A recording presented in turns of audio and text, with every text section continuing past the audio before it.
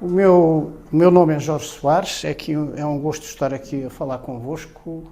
De onde é que eu venho? Eu sou anatomopatologista de formação. Porquê estar aqui a falar de assuntos que são de ética e são de deontologia? É porque o meu interesse pelas questões da bioética e por extensão da ética e da deontologia começaram há cerca de 2 décadas e muito por pensar e discutir a profissão ela própria. Esta modalidade de ensino-aprendizagem, mais do lado do ensino do que propriamente da aprendizagem, é invocadamente ter comodidade e ter eficácia. As pessoas em qualquer momento podem puxar este vídeo e estar a fazer a sua própria formação. No entanto, relativamente a estes assuntos, há uma dialética que se perde neste método. É que a discussão é sempre mais produtiva e é sempre mais útil quando há interação. Quando quem ensina ou quem introduz os temas e quem se senta desse lado pode interagir, quer dizer, a ética e aquilo em que ela se fundamenta, que são os valores e os princípios, e aquilo que dela decorre, que são os deveres, que é disso que vamos falar agora a seguir, constrói-se sempre melhor em diálogo. Mas, enfim, isto é fruto do tempo. O que é que me foi pedido e que é aquilo que eu vou procurar aqui abordar convosco? Temas que, pela relevância e, ao mesmo tempo, pela sua complexidade, constituem capítulos, áreas, domínios importantes do Código Deontológico. E aquilo que me foi pedido é falar das relações com os pares, isto é, dos médicos entre si, e das relações com terceiros. Entendendo por terceiros, quer os outros profissionais com quem os médicos interagem, quer as pessoas, os doentes e as famílias.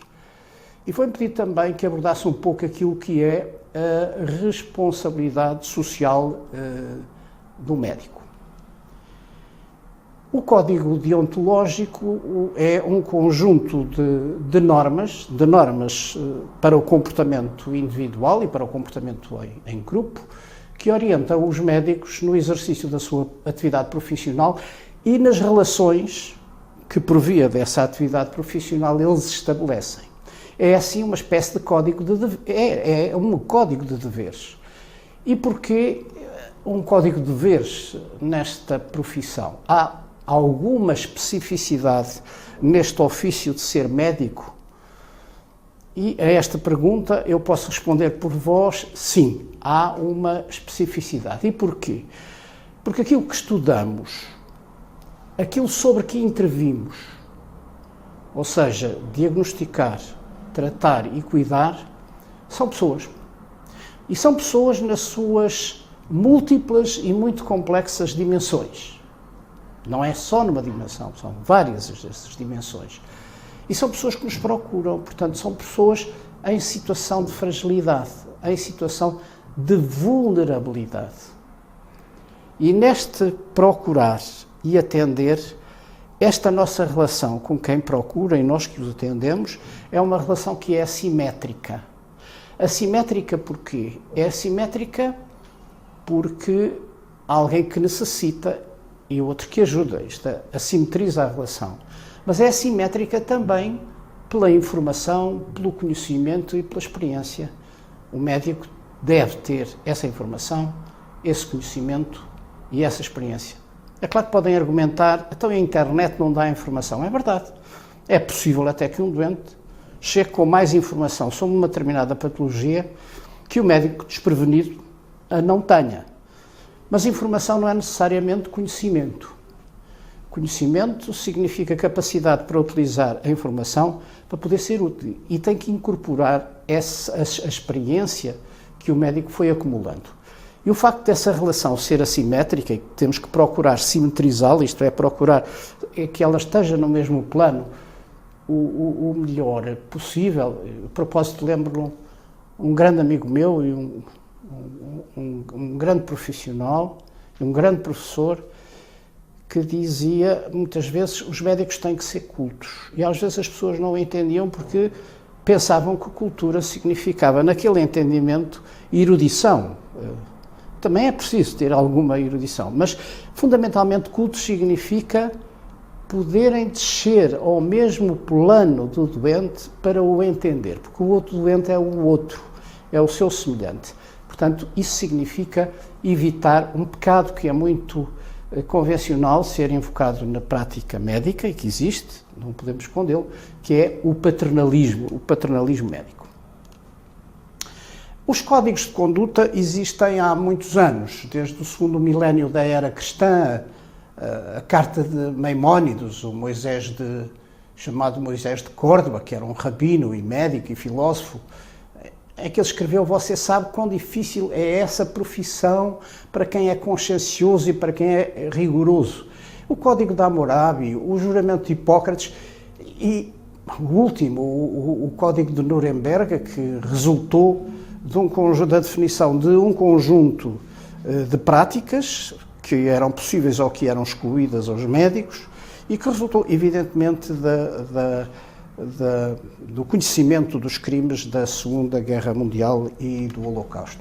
Por isso, a própria Ordem dos Médicos tem o seu código e é sobre algumas questões, essas que já vos enunciei, que eu vos queria falar. Em primeiro lugar, a relação entre os pares, ou seja, dos médicos entre si, aquilo que é o quarto capítulo do Código Deontológico.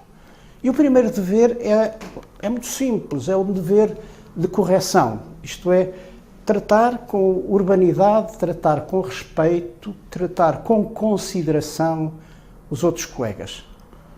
É muito clássico haver queixas na recepção aos internos. É um momento importante para expressar este dever de correção. Aqueles que chegam têm que ser acolhidos com urbanidade, mas também acolhidos como colegas, como alguém a que a gente vai transmitir aquilo que os outros, antes de nós, nos transmitiram. Portanto, este dever de correção, que corresponde ao artigo 107 do Código, é assim, neste enunciado muito simplificado, mas de uma enorme relevância. Depois, os médicos têm também o dever de solidariedade, isto é, ajudar-se em situações difíceis ou quem necessite de auxílio, alguém que tem que ser substituído porque não se encontra bem e que facilmente pode encontrar ajuda, precisamente porque os médicos têm este dever de se ajudar uns aos outros. Mas também este dever de solidariedade tem outras implicações. Uma delas é que não pode, em nenhuma circunstância, o médico fazer declarações desprimorosas ou declarações que sejam falsas sobre a competência, sobre as prescrições, sobre os comportamentos. Digamos que isto é provavelmente um pecado de soberba mais frequente do que aquilo que devia ocorrer.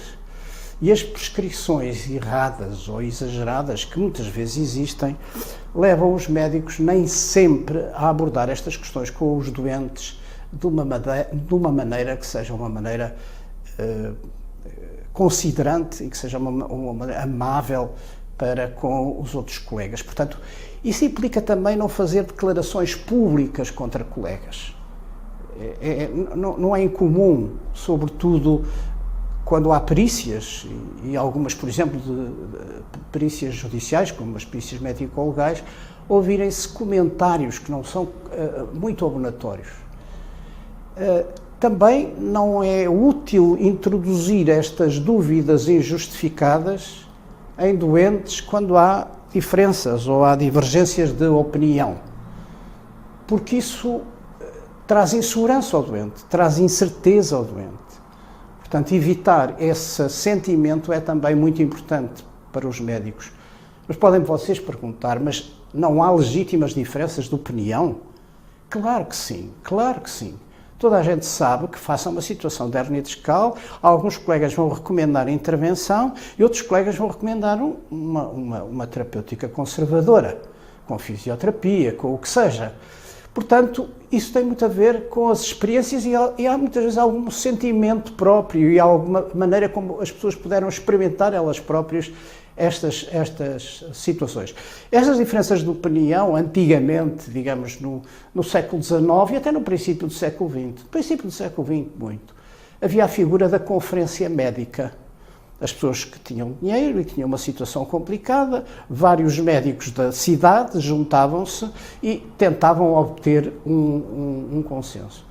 Eu aqui, quando há diferenças de opinião e um de vós tem que intervir de alguma maneira, seja como perito, seja como uma segunda opinião, eu recomendo sempre elaborar opiniões por escrito, porque isto significa, esta é a minha opinião. Não estou a dizer...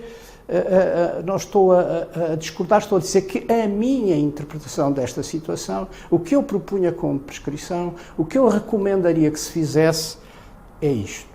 Muitas vezes essas diferenças de opinião implicam um julgamento, e esse julgamento é de que o doente está com uma prescrição inadequada, uma prescrição errada, e nessa situação poderá haver ou pode-se configurar uma má prática. E essas infrações contra aquilo que são as legis artis, isto é, as boas práticas que estão consensualizadas e adotadas por todos os médicos, podem levar que, em sua consciência, o médico participe à ordem que aquele colega está a ter uma prática que não está submetida, que não está fundamentada nas recomendações técnico-científicas da própria ordem.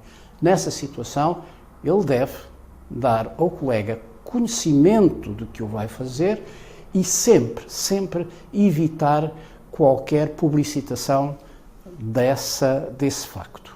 É necessário ter aqui, como em muitas outras situações, e vamos falar em algumas delas, algum recato, porque o recato beneficia a confiança da relação médico-doente. Também aqui vos queria falar um pouco, a propósito destas relações interpares, das equipes multidisciplinares, que são uma prática regular nas consultas hoje de oncologia, quando um doente chega com um caso, que é um caso complexo, referenciado a uma instituição de tratamento oncológico, reúnem-se equipes disciplinares, que geralmente são por patologias de órgãos, em que se encontra um cirurgião, supondo cabeça e pescoço, um oncologista médico, um radioterapeuta, um anatomopatologista, um especialista de medicina nuclear. Portanto, essas equipes fazem parte daquilo que se chama o exercício à equipa, que é contemplado no artigo 114 do Código Deontológico.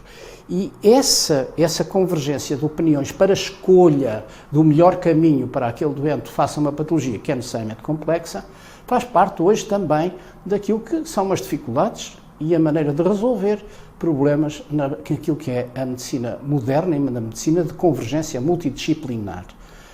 Claro que nestas equipes há uma hierarquia sempre. Há sempre quem seja o coordenador deste grupo e a ele cabe a última palavra, porque nem sempre aquilo que se pretende é uma consensualização. Isto é, um aproximar de posições face a uma situação concreta e em função daquilo que são as recomendações internacionais que provêm de cada uma das especialidades. Queria um comentário breve convosco acerca do artigo 111, que é o artigo sobre a segunda opinião. E hoje, cada vez mais, se encoraja os doentes a terem uma segunda opinião. E os médicos devem ser treinados para que essa segunda opinião não questione necessariamente o seu conhecimento, a sua respeitabilidade ou o que seja. Em anatomia patológica, por exemplo, a minha prática, a minha especialidade, é uma prática comum, porque há casos de especial complexidade que as pessoas não dominam e há casos que também, pela sua raridade, necessitam de um olhar por alguém que tenha essa experiência.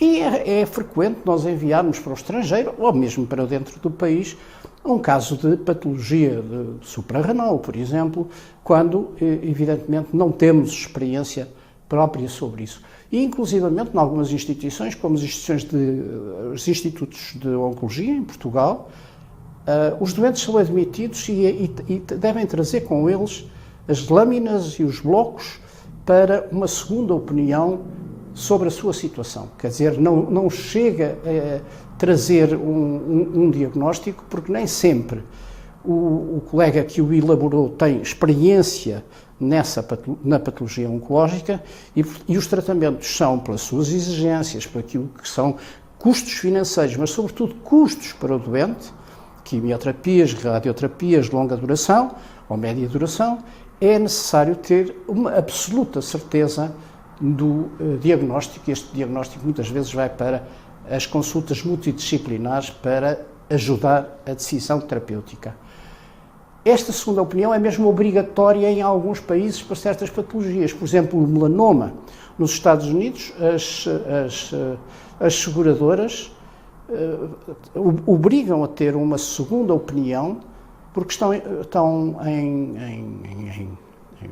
questão problemas relacionados com seguros de vida e com o planeamento pós-cirúrgico. Portanto, coisas que têm a ver com a dimensão do tumor, com a ulceração, com critérios de prognóstico ou com a espessura. Há uma obrigatoriedade de uma segunda opinião. O objetivo é sempre reforçar a segurança do doente e reduzir ao máximo possível aquilo que sejam diferenças de natureza subjetiva. Também vos queria falar que muitas vezes se é solicitado para determinados exames em que quem o tem que realizar verifica que não há indicação para o fazer. Pode então contactar o médico assistente e dizer que eu não vejo que haja razão para fazer este pedido e, portanto, eu vou fazer a recusa deste ato de exame, o que está contemplado no artigo 17º do Código Deontológico. Querem exemplos disto? Eu vou-vos dar. Uma doente nova, com uma manifestação supostamente do nódulo mamário e em que, à partida, é-lhe pedido um exame de ressonância magnética, quando o que pode estar indicado será uma ecografia. Ou, por exemplo, pedir testes genéticos para identificação de cancro familiar em situações em que o primeiro caso não faz suspeitar a existência de um cancro familiar. Portanto, são exames que são desnecessários. O dever, as relações agora com outros profissionais. Portanto, passamos das relações dos médicos entre si para os médicos com outros profissionais. É comum dizer-se que cada vez mais a clínica se exerce por equipes que são multidisciplinares, não só de médicos, mas de outros profissionais. E nós temos, de acordo com o artigo 124, o dever de cooperar, o dever de cooperação. Esse dever de cooperação implica também um respeito por aquilo que são as competências recíprocas. Cada vez mais nós vemos profissões que se sobrepõem naquilo que são competências. É o que se ouve falar como task shifting ou skill mix. Por exemplo, técnicos de anatomia patológica a fazer screening citológico ou registro e processamento de peças operatórias. Mas isso de maneira nenhuma pode colidir com aquilo que é o estatuto profissional de cada uma das profissões. Ou seja, o ato médico e o ato correspondente, o ato técnico dos técnicos, tem que ficar claramente definido e muito bem definido. A responsabilidade social dos médicos está contemplada no artigo 93 e 94.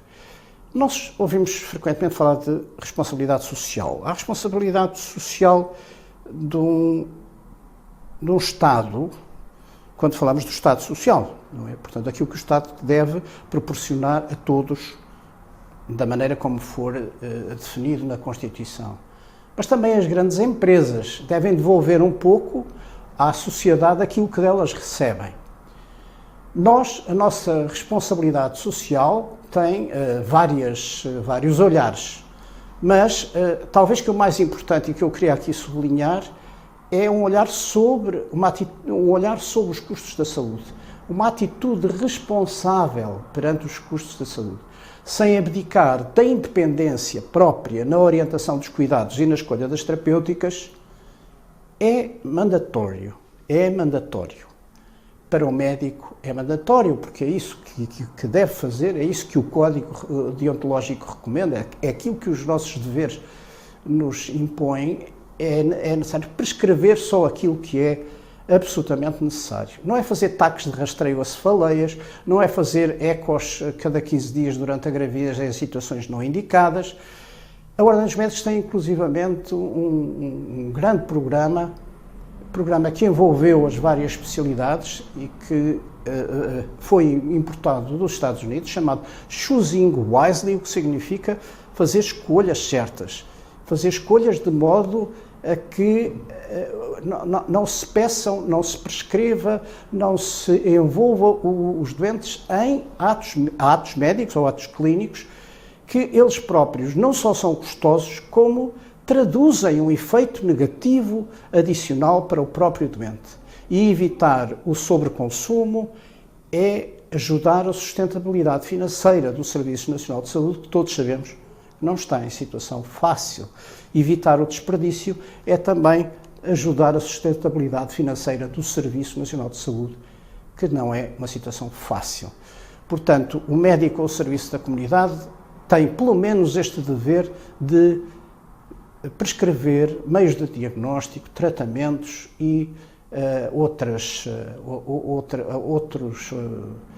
meios que sejam necessários aos doentes de forma conscienciosa e não utilizar, nem muitas vezes ir atrás daquilo que o doente lhe solicita, porque há doentes que são hipocondríacos, porque há doentes que gostam de consumir meios auxiliares, e isso, naturalmente, que não é bom. O médico ao serviço da comunidade é uma responsabilidade, é um princípio geral da sua colaboração, e é preciso que nesta definição, ou neste enunciado de serviço à comunidade, que haja alguma prudência naquilo que é hoje o alarido da comunicação social. A comunicação social não pode, que hoje podem ver que qualquer telejornal tem pelo menos 20% do seu tempo com assuntos de saúde, e os médicos devem evitar, no máximo do possível, descredibilizar o sistema de saúde, porque não é o sítio provavelmente indicado, não é seguramente o sítio indicado